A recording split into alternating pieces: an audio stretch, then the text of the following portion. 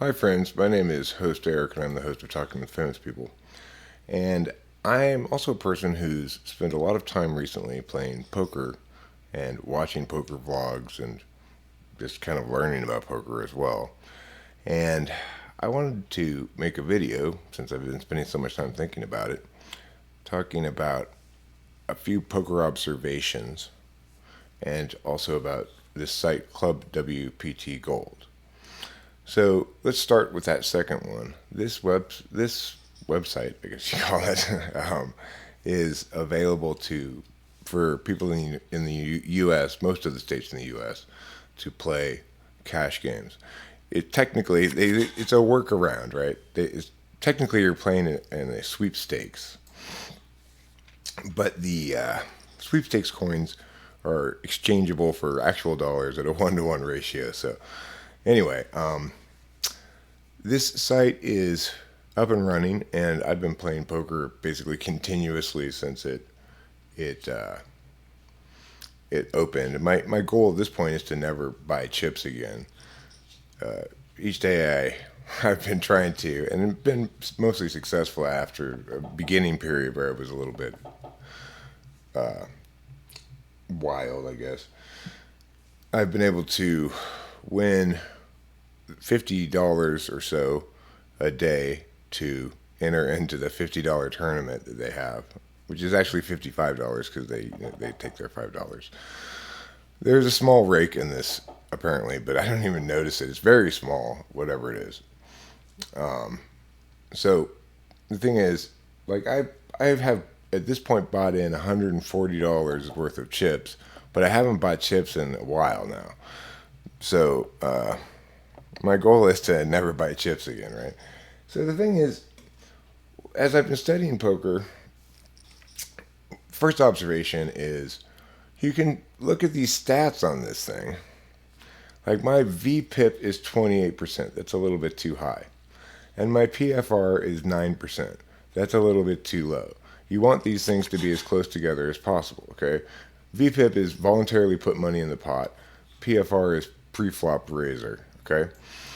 So I learned this just this morning, okay? I said, well, what are these things anyway? I googled what is VPIP, etc.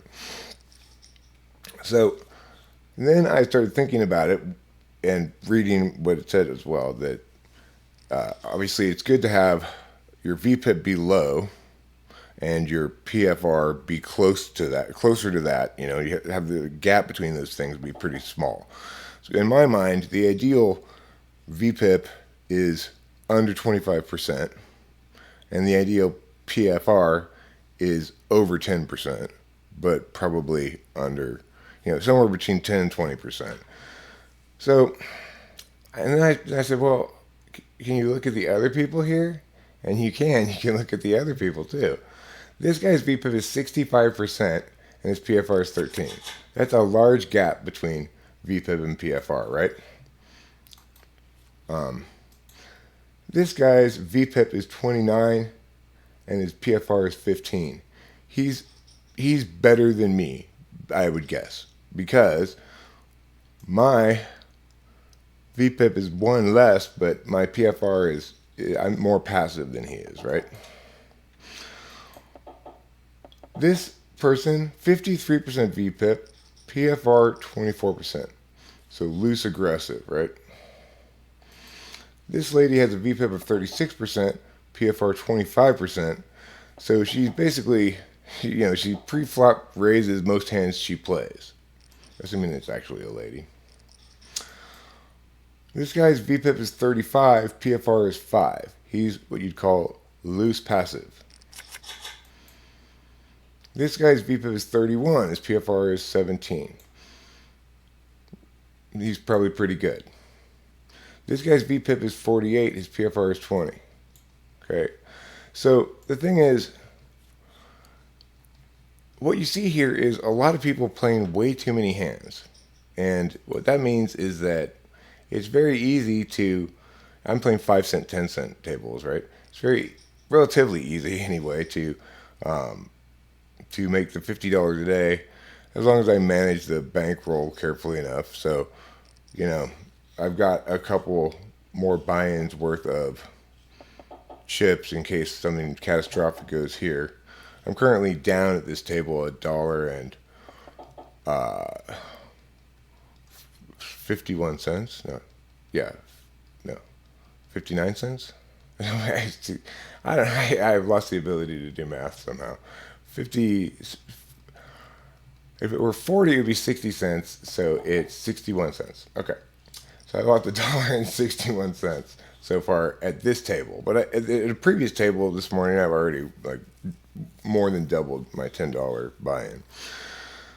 So anyway, my first observation then about poker in general is if you live in the United States and like to play poker, this is an online site that I trust personally because of a few reasons. One, it's WPT, so it's like kind of a big name brand, and second, it's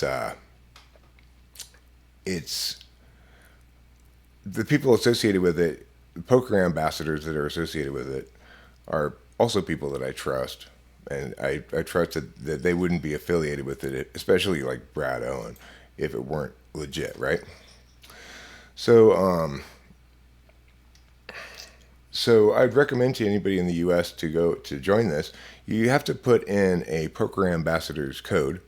You can get that at either Brad Owen's vlog, Rampage's vlog, or YouTube channel or whatever. I think I entered Rampage's code because he like put up a video saying, "Hey, this is going now. Put in my code and you can play this." Okay, so I'm gonna raise this up here, obviously, but and we'll see if I get re-raised, I might fold because it probably means they got aces. Okay, well, this not this person because they've only got 440. They're short stacked, so I'll definitely call that. And I'm going to win that hand. So now I'm up $3.74 at this table.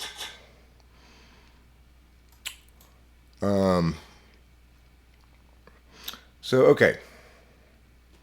Club WPT Gold. If you want to play poker online, as you see these tables, right? These people, the table are not particularly good poker players. I never thought I was a good poker player at all. 57% and 17%. Playing almost 60% of their hands, right? Okay, so now let me get to my next observations. When you're playing poker, you're doing one of, I think, like 4 or 5 things, okay? You're either saying, I have the best hand now. In other words, I have the best one pair hand. And it's so good that it will withstand the board. So you're saying I've got aces, kings, or queens, okay? Another kind of hand, the second kind of hand you can have is I'm going to have the best pair once the flop comes.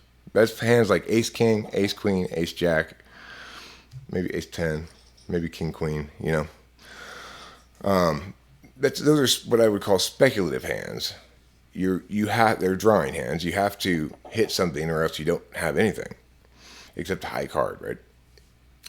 So that's the first kind of hand is what you call I have the high pocket pair and I'm gonna end the hand and win with the best one pair.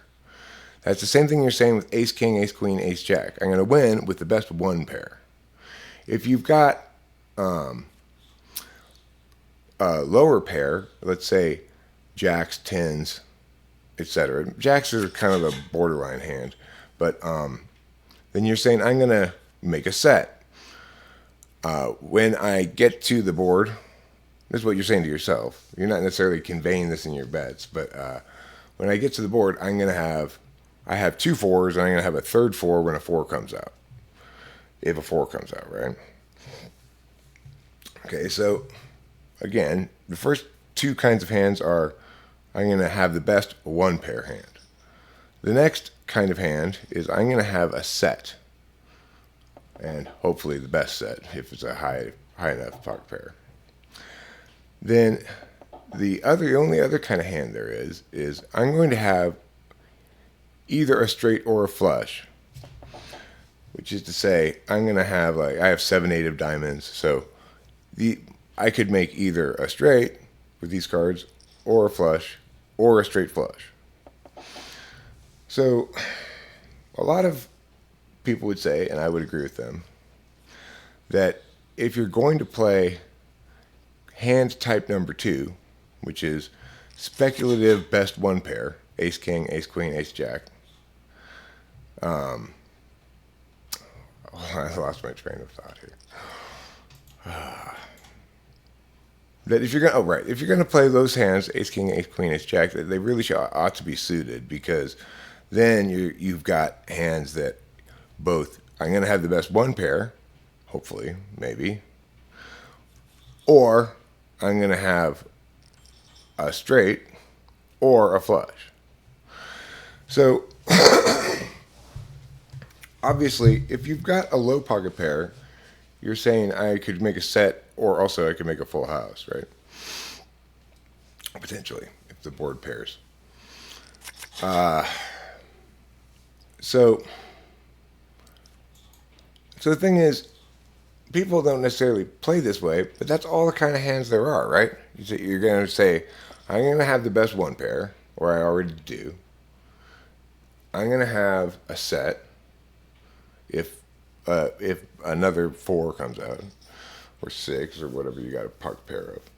Or I'm going to have a straight or a flush when it comes all diamonds with my 9-8 of diamonds, or when it comes 10 jack, blah, blah, blah. And that's all the kind of hands there are. That's it, right? You shouldn't be playing anything else as a starting hand, because it doesn't have enough value, right? Now, there's this whole thing in poker now about ranges, which I'll maybe make a video about later on. But because I don't think in those terms exactly. But I will say this before I end this video. I have learned so much watching Brad Owen, watching Jeff Boski, watching Rampage, those 3 in particular. But I've also watched, Frankie's poker blog, Frankie, whatever his last name is, or Frankie G, I think. I don't know. And some other people.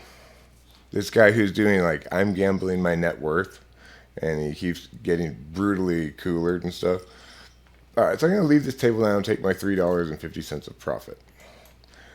This is one last thing I'll say before I end this video is another good thing to do is, so I started the day with $17, and I've got now 31. I need to get over 55, more like at least 65, because I want to have a cushion, so I don't, maybe more like 75, right, before I enter the $55 tournament. So here's where the tournaments are, and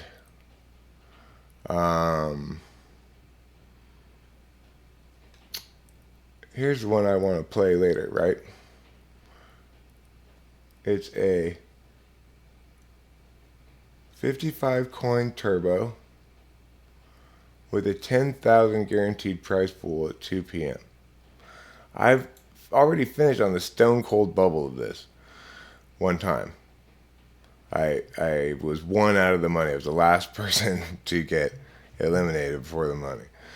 The reason is because I went all in with ace king. Somebody else called me with ace 9, and they sucked out a 9, So there was something else I wanted to say about poker here before I ended this video, but I've forgotten what it was. Anyway, thanks a lot for watching, and I hope you enjoyed these observations. There's no point in me having a bunch of observations, but I don't use it to make a video. So, hope you enjoyed it. Thanks. Bye.